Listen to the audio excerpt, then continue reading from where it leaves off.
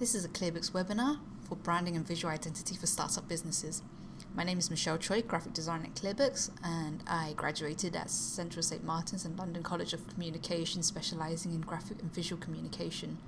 Previously, I was working at LBD, which specialised in FMCG products, which is fast-moving consumer goods, and we created strategic and commercial branding for household names in Europe and Asia. You might actually recognise some of these brands here. In this presentation, we're going to be going through how to create branding for your own business. So starting off, what is branding? Well, branding is everywhere and can be applied to anything. Something that's really heavily ingrained into our lives. If you look around you, you're sure to be able to find something that's being branded.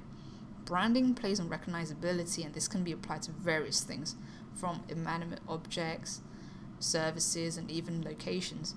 You name it, you'll probably bet there's an agency that will brand it for you. Branding is how products and services are dressed and presented to the market, like how you would dress appropriately for an interview. For an office job at a dynamic financial district, you will wear a smart suit with a tie. For a position at a farm, however, you'll probably wear comfortable clothes and Wellingtons. You'll dress to address a certain audience.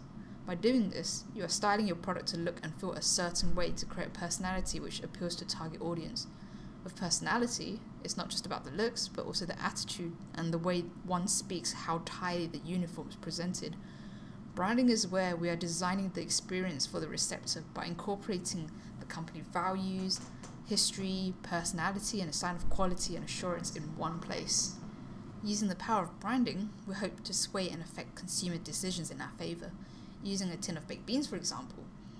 There are many different types of beans, but essentially these are just yellow beans in a tomato paste held inside a tin can, but one of them dominates the market thanks to the long heritage supported by the iconic design.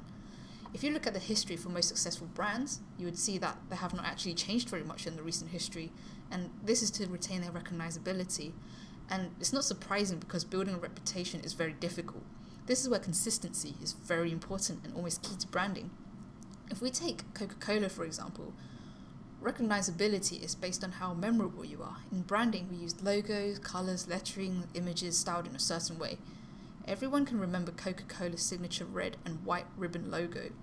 And with Amazon, everybody could recognize the little yellow tick which smiles.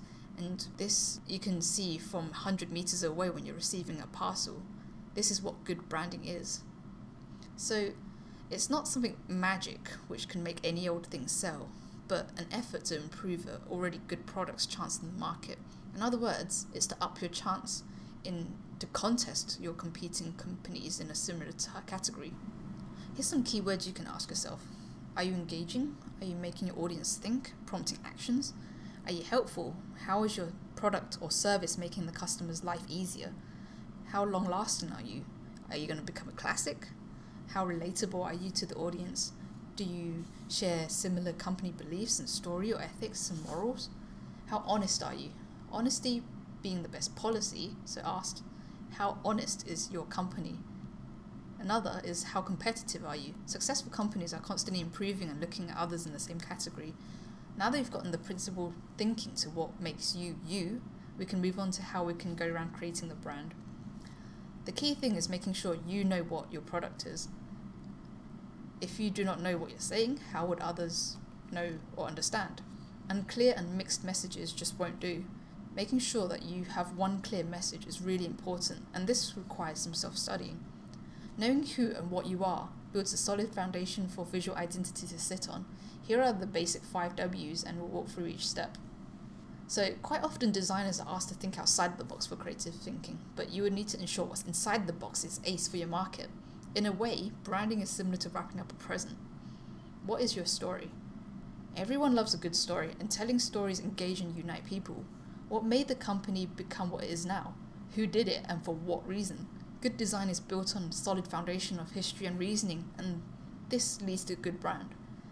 So, who is your audience? I've provided a short list of points which you can use as questions, from the top level being the preliminary set to highlight, and then the more in-depth to find out about the individual themselves. And knowing what and who you are selling to means that you can tailor your product to become better suited to them. Pause the video if you need to take your time to look at these points. Lastly, where is your brand going to be seen? Location and situation really matters. Is it going to be on the side of a van, printed on a box? Is it going to be seen at nighttime or daytime, at a beach, or is it going to be at a village or city?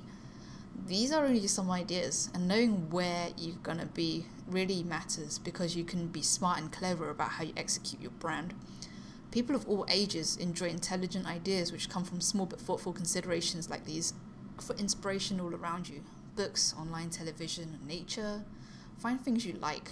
This is the mood board I created for Open Payroll website. If you compile one for yourself or to show your designer or agency right at the beginning, so designers have a rough idea of what you're after. It could even just be a list of web links. Although a brand is not just visuals, it's a good place to start, and here are some of the basic assets that, after you've decided your core message on, you can get started. A logo, color scheme, font, and various other assets as listed below would be designed and chosen to complement the personality of a brand. Essentially, branding is building a set of rules and guidelines to create a consistent look and feel wherever it is presented to people. Now you understand some of the basic thinking and know what you need. You require the right people to do the job. From the top being the least expensive by hiring design students, we make our way down to freelance designers who are flexible but more expensive per hour, to in-house designers who are permanent members of the team, and branding agencies who are probably the most expensive out the lot. You can quite easily find them through university sites, online portfolios, or contacting design agencies for freelance workers. At the end of the presentation, I've provided a couple of links that you might actually find helpful. One important tip is to try and find someone who's already done some work which is similar in style to what you're hoping your brand is going to look like. If you've done your homework and you know what kind of design you're looking for, in most cases you'll be having a graphic designer to do the work for you. And these graphic designers can specialize in digital design, which is for on-screen graphics using monitors and tablets, or print design, which is more for paper-based stuff. Sometimes if you're lucky, you'll get someone who can do both. A question which comes up quite often is, how much should I be paying for such design? The answer is, well, it depends how much you value the styling of your company and product. For example, my friend that's always shared with me is, imagine you was invited to a cocktail party. You can choose between a cheap ill-fitted dress or expensive tailored dress. It's really up to you. Here's a couple of tips to help you along the way. Okay, so how do you find a good designer? First off, it probably helps to look at the portfolio. Does it look good? And if you can see them and interview them, are they able to explain with logical reason to why these decisions were made? Like majority of humans, designers cannot read minds but can take educated guesses. Unless you are up for anything, which is really unlikely and highly risky, make sure you know about what kind of style and what kind of stuff you're after, because they can only guess what you would like. This is where the mood board would be very handy actually. Here I've listed some good working practices for if you are going to be working with designers. Decisiveness is really important. Before you tell a designer what you want, carefully think and be consistent in what you're wanting, because changes means extra time and extra times mean extra budget. Good communication, and it's better to be specific and to the point, and getting back to the designer as soon as you know there's going to be changes is actually much better than leaving it to the last minute. In general, it pays to be a little bit flexible. If the designer comes back with something a bit different, be a bit flexible. If something has been pushed back by a couple of days, maybe ensure the deadline is going to be a bit earlier than you actually need the product for. Clear direction. Another thing is to have a clear direction. If you've already followed the points from before about building a foundation, then you should be in a good place. Last but not least, have scheduled reviews of design work. Not only this kind of means giving the designers interim milestones to work to, it prevents you from stopping them from doing their job also. So during a project, you'll most likely be given a couple of variations of design. Before you make a decision yourself, it actually pays to experiment and test it on your audience to choose the best direction given the choice. After you've created your brand, take a look at some of these questions. Did you make a good brand? Does the style complement your company's personality? Did it reach out to the audience it was intended for? Are people talking about it? Is feedback from the market generally positive? Did it make a positive impact on the company? And are you looking great or good next to your competitors? If the answer is no, then find out why.